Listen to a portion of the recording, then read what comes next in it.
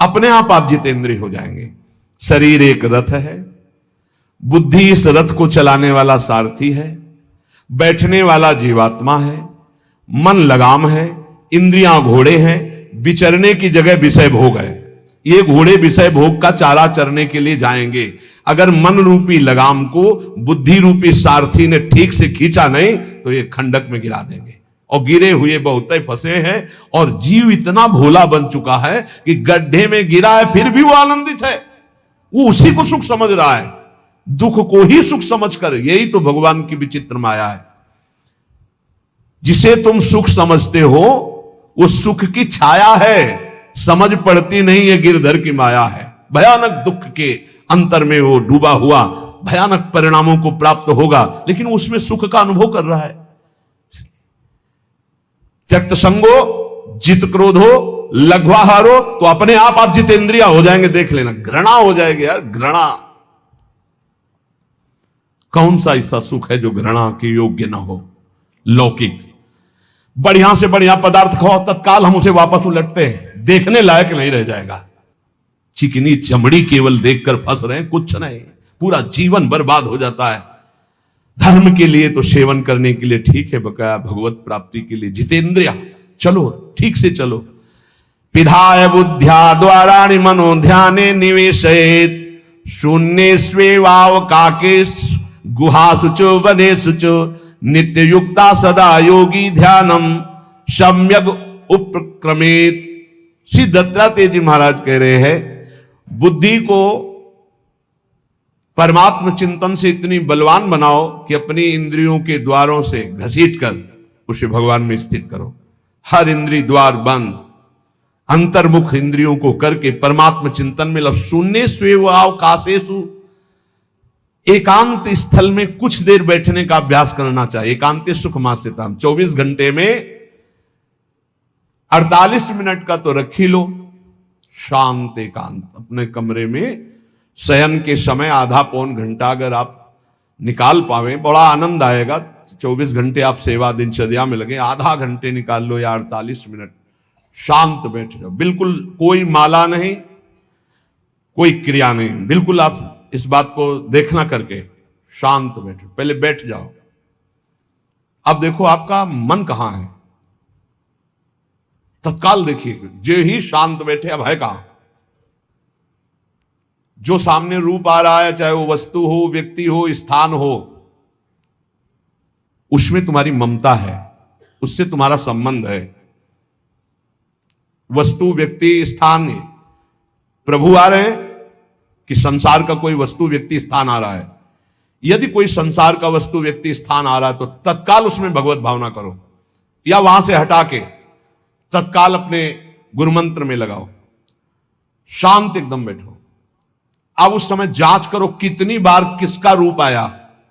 प्रभु का कितनी बार आया, संसार, और जिसका जितनी बार आए उससे अधिक नंबर देखिए कि 5 बार तो उस पुरुष का आया, 5 बार उस स्त्री का आया, और एको बार प्रियाजू का नहीं आया।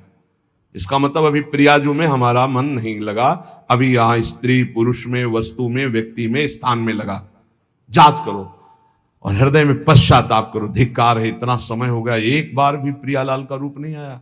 यही सांसारिक रूप आ रहे हैं, ये सांसारिक वस्तुएं आ रही, धिक्कार है हमारे मन को, धिक्कार है हमारे जीवन को।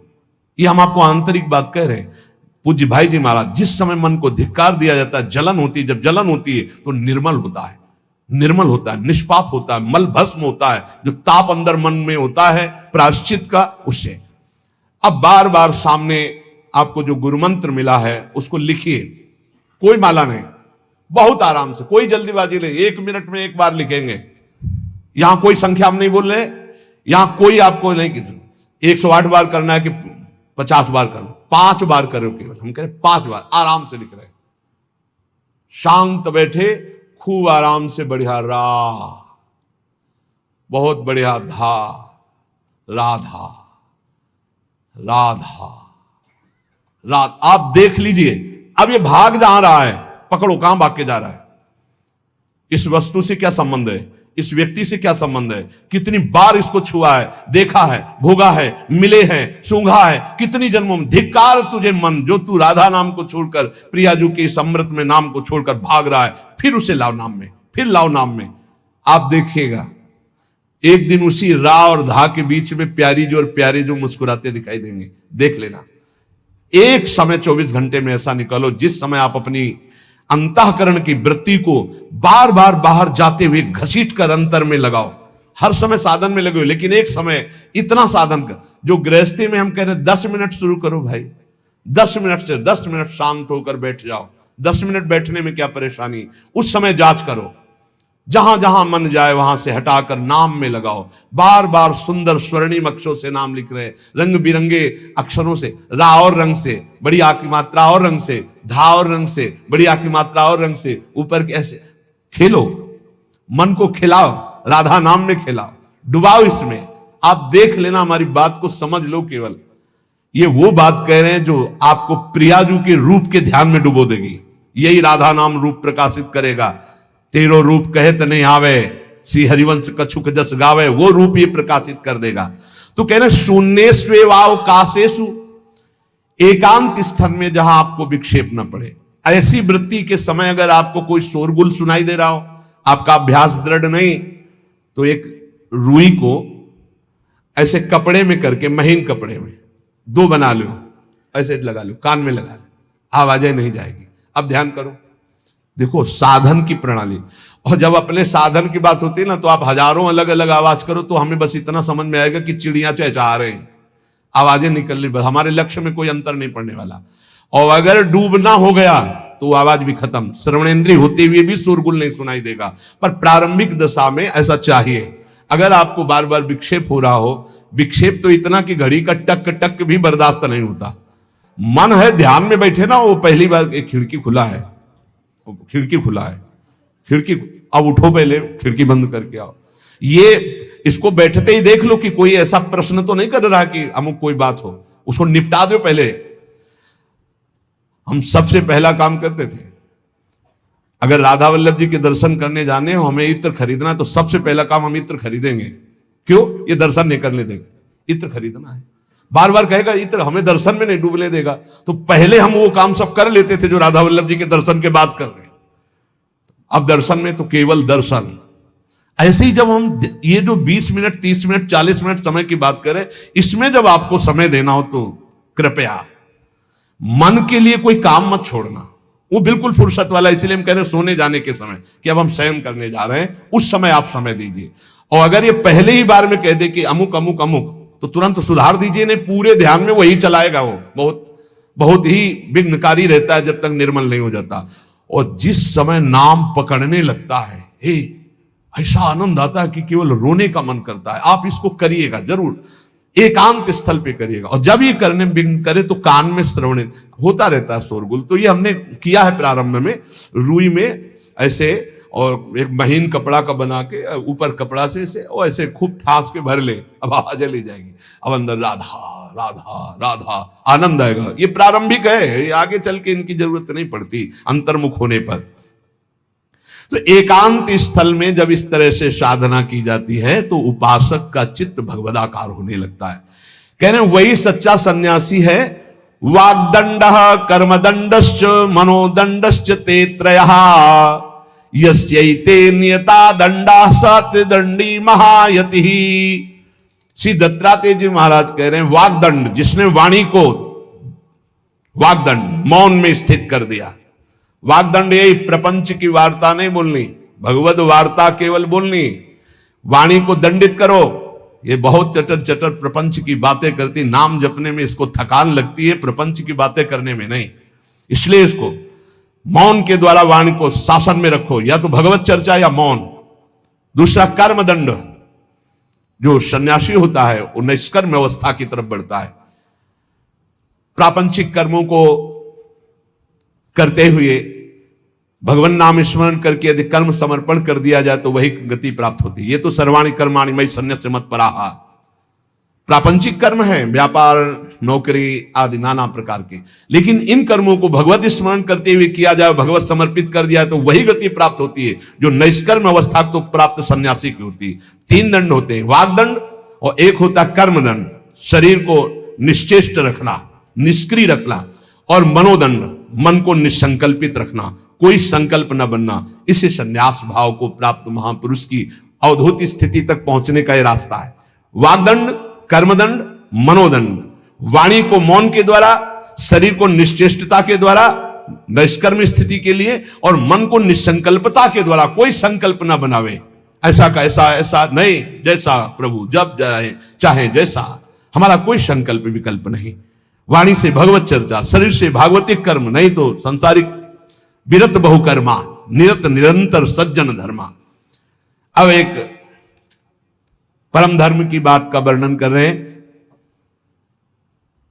गृहस्थ धर्म में जैसे है, या जिनके पास बहुत अर्थव्यवस्था है, उनको चाहिए कि गौ सेवा से बहुत जल्दी शरीर पवित्र होता है, हृदय भी पवित्र होता है, और गोविंद भी प्रसन्न होते हैं। यदि गावः प्रदक्षिणेर कार्या वंदनीया ही नित्यशः मंगलायतनम दिव्याः श्रेष्ठास्त्वेता स्वयं भुवा। यदि गाय घर में पाली जाए या गौशाला खोली जाए और गौओं की सेवा की जाए, जिनके पास अर्थ है, भाव है, भगवान स्वयं श्री कृष्णचंद्र जी ने गौ सेवा स्वीकार की, गौवें चराई।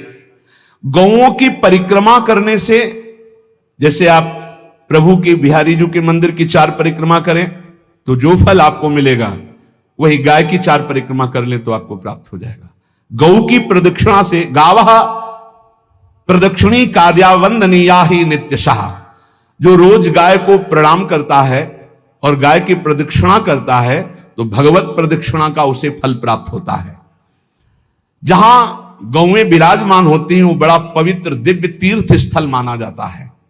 गौएं जहां विराजमान रहती, गौशाला में भजन करे तो कई गुना बढ़कर के प्राप्त होता है। स्वयं ब्रह्मा जी ने गौओं को दिव्य गुणों से विभूषित बनाया है।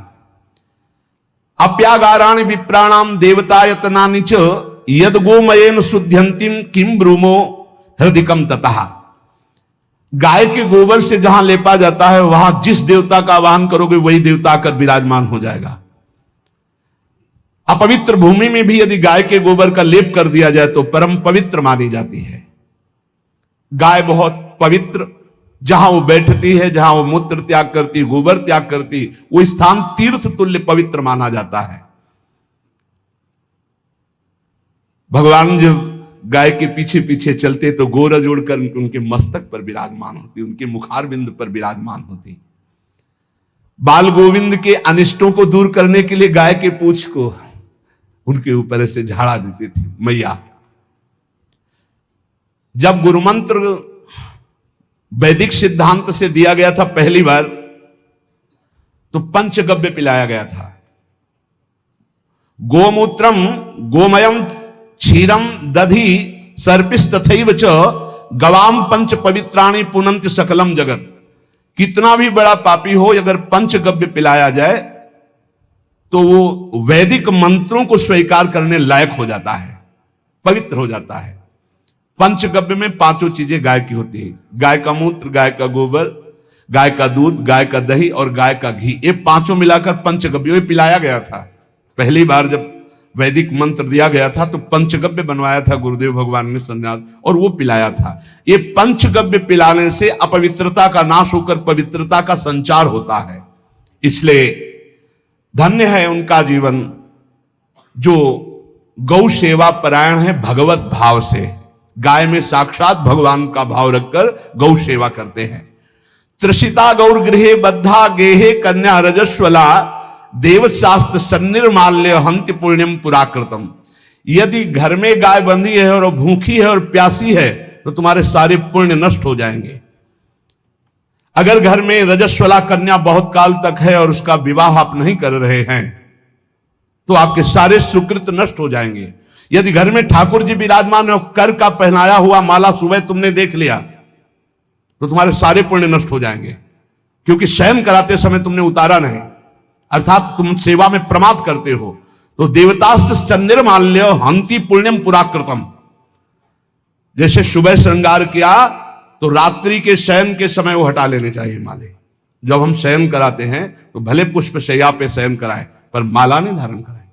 श्रृंगार का माला अगर दूसरे दिन दर्शन किए क्यों पहने ठाकुर जी, तो तुम्हारे सुकृत नष्ट हो जाएंगे। गाय बंधी हो घर में, वो प्यासी है और भूखी है, तुम्हारे सुकृत नष्ट हो जाएंगे। त्रिषिता गौर गृहे बद्धा, क्योंकि तुम्हारे पास है, सेवा करना चाहिए। यो वै गाम प्रतिसिद्धेन तो चरंतिम च स्वतरणम नरहा तस्य पूर्वे च पितरा कंपन्ते पतनोन्मुखा।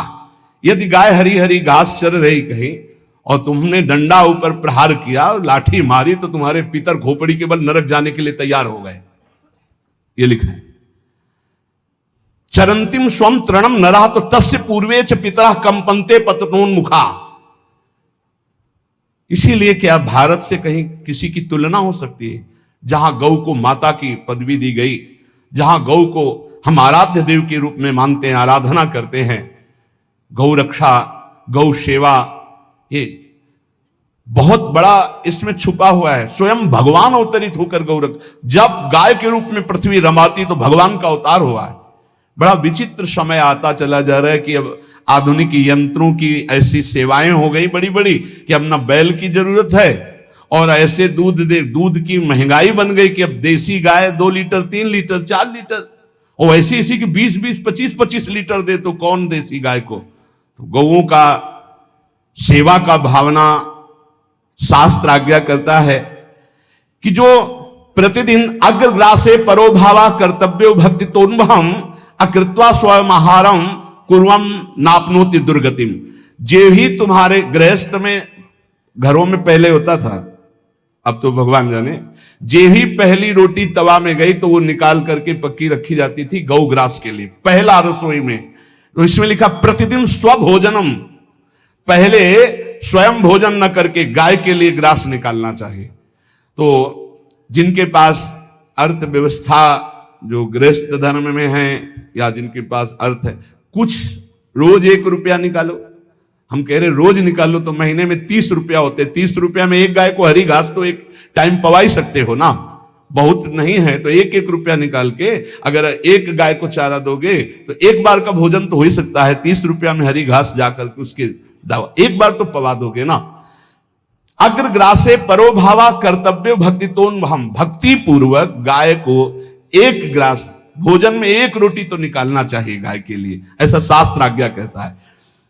जो ऐसा करता है तो अकृत्वा स्वयमाहारम कुर्वन् नाप्नोति दुर्गतिम, अपने आहार से 1 रोटी निकालकर गाय को देता है और स्वयं 3 रोटी भले पाले 1 रोटी गाय को दे दी तो बोले उसकी दुर्गति नहीं होगी, अर्थात उसके अंदर भाव बढ़ता चला जाएगा वो भगवान की भक्ति में। और तेनाग्नयो हुता सम्यक पितरश्चापि तर्पिताः देवास पूजितास तेने यो ददाति गवान्हिकम।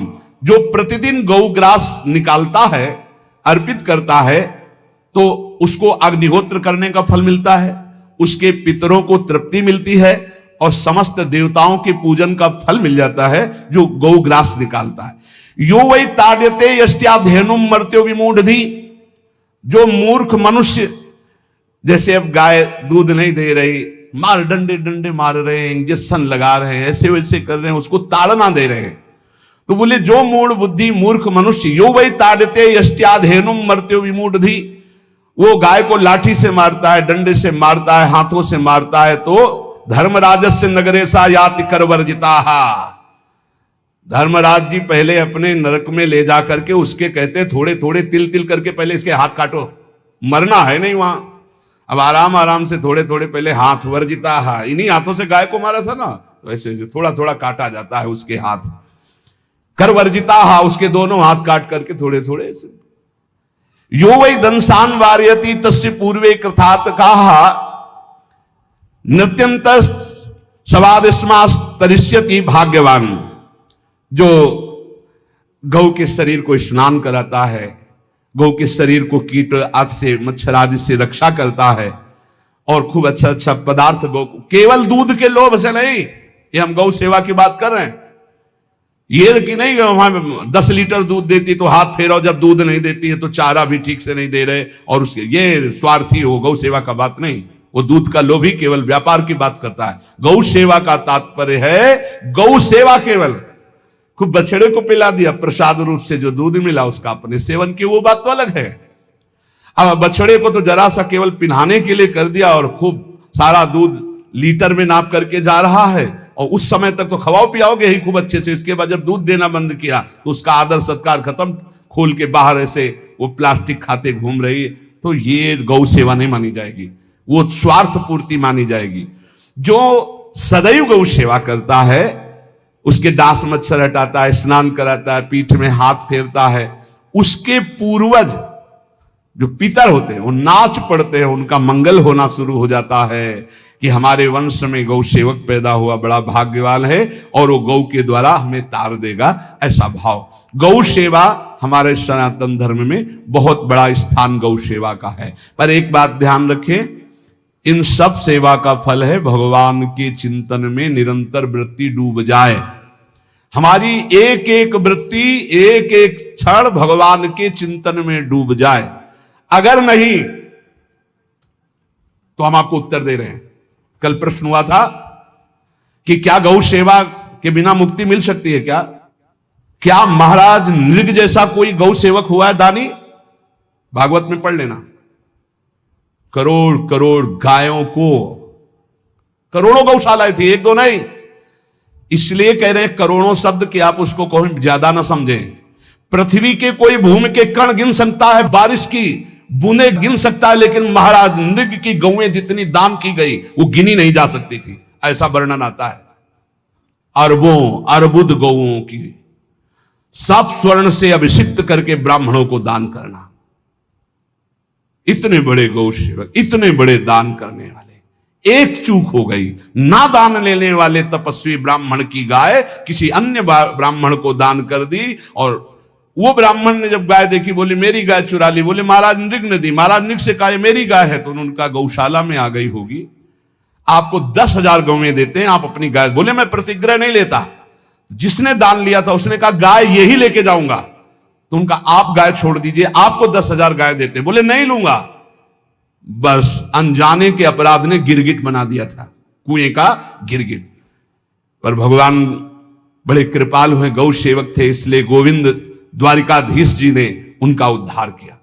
सब साधन का फल है अच्युत भावना से युक्त होकर, भगवत भावना से युक्त होकर निरंतर भजन करते हुए सेवा परायण रहो, चराचर जगत की सेवा परायण रहो। भजन करना ही सबसे बड़ा परम धर्म है। हम सब सेवाएं करें जगत की, लेकिन अंदर से राधा राधा राधा, गोविंद गोविंद गोविंद गोविंद, आनंद आ जाएगा।